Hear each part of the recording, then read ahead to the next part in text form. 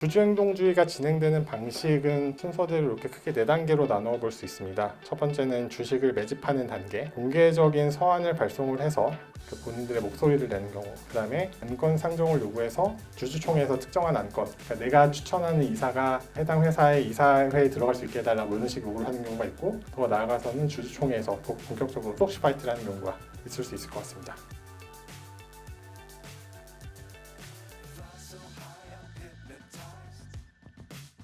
먼저 지분을 매집하는 단계입니다. 대상 회사의 지분을 상장 공개된 시장에서 매수하는 걸 의미를 하고요. 이때 뭐 방금 말씀드린 것처럼 이제 5% 보고 의무가 있기 때문에 행동주의 펀드가 본격적으로 활동을 시작하는 것은 한 5% 정도 지분을 모집하고 나서라고 볼 수 있습니다. 그 정도 지분이 있어야지 주주총회에서 그러니까 소수주주권 행사하기도 용이하고 주주총회에서 특정한 이사 후보를 추천할 만한 근거도 되고 또 그 대주주의 의결권이 3%로 제한되는 경우에는 실제로 이사를 선임할 가능성도 생기기 때문에 그런 최소한의 지분율이 한 5% 정도는 되는 것 같습니다. 이 단계에서는 이제 주로 현재까지는 방금 말씀드린 것처럼 저 PBR 기업이 행동주의 펀드의 대상이 되고 있는 것 같습니다. 그래서 저 PBR 기업을 대상으로 주식을 매집을 하고 회사에 접근을 한다든지 아니면은 공개적인 서한을 발송을 해서 어떤 요구를 하는 경우가 있습니다. 그래서 공개 서한을 발송하는 경우를 보면은 공개 서한의 내용은 이제 보통 회사한테도 보내고 그걸 자신들의 홈페이지에도 공시하는 식으로 이루어지는데 경영진이나 이사회에 대한 문제 제기를 하고 개선 요구 사항을 제시한다거나 이러이러한 것 때문에 주가가 저평가되어 있기 때문에 이런 것들을 개선하라라고 요구를 한다거나 또는 우리의 분석 자료에 따르면은 너희가 이런 식의 재무구조 개선을 했을 때 얼만큼의 기업 가치 상승이 있다 이런 식의 내용을 공개를 하거나 이런 식의 공개 서한을 발송하는 경우가 있습니다. 최근에 올라온 공개 서한 중에 하나를 보여드리면은 머스트 자산운용에서 이렇게 홈페이지를 보시면은 이렇게 공지사항으로 이렇게 기업들에 대해서 보내는 그 공개 서한을 다 올려놓고 있습니다. 그래서 이렇게 눌러보면은 이런 식으로 회사 측이 소통을 안 한다. 아니면 회사의 적정 자기자본과 ROE 비율이 너무 낮다, 임시총회 이런 안건에 대해서 너희 찬성하냐, 이런 식으로 공개적인 의사 표시를 하고 있습니다.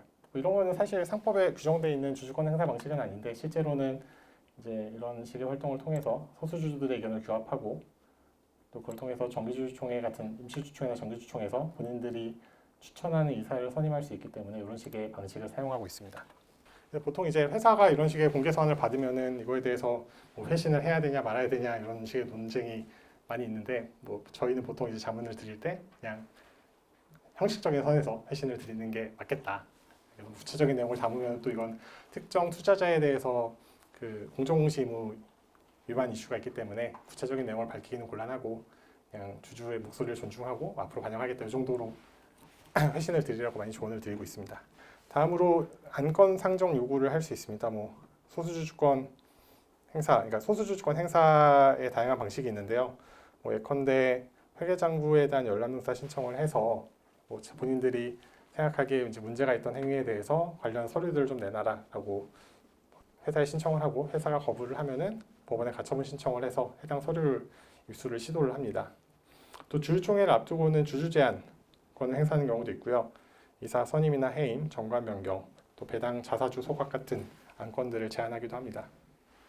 그리고 임시주총 소집허가 신청을 하는 경우도 있고 이한 상정 등 가처분, 법적 조치를 취하는 경우도 있습니다. 다음으로 주주총회 단계까지 가면 이제 프록시파이트 의결권 대리행사 권유를 하게 되는데요.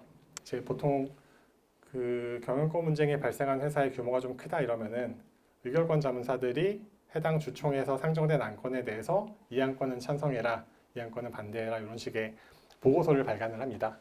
그래서 국제적인 의결권 자문사로는 ASS나 글래스 루이스 같은 회사들이 있을 것 같고요. 국내에서는 한국기업지배우주연구소나 연구원 이런 데들이 있습니다. 그래서 그러한 또 로펌 입장에서는 이제 이러한 보고서가 나오기 전에 미리 의결권 자문사에 접촉을 해가지고 어떤 식의 우리의 입장을 설명하고 왜 우리가 이런 식의 안건을 제안을 했는지 설명하는 것도 하나의 중요한 업무이기도 합니다. 그리고 대리권 위임 요청 캠페인을 하고 검사인 선임 신청, 뭐 추총이 적절하게 진행되는지에 대해서 법원에서 검사인을 파견해달라는 신청을 하기도 하고, 당일에 뭐 주총회에서 어떤 주주 제안이 들어왔을 때 그런 것들에 대응을 하고, 그리고 이런 그 프록시 파이트들이 발생을 합니다.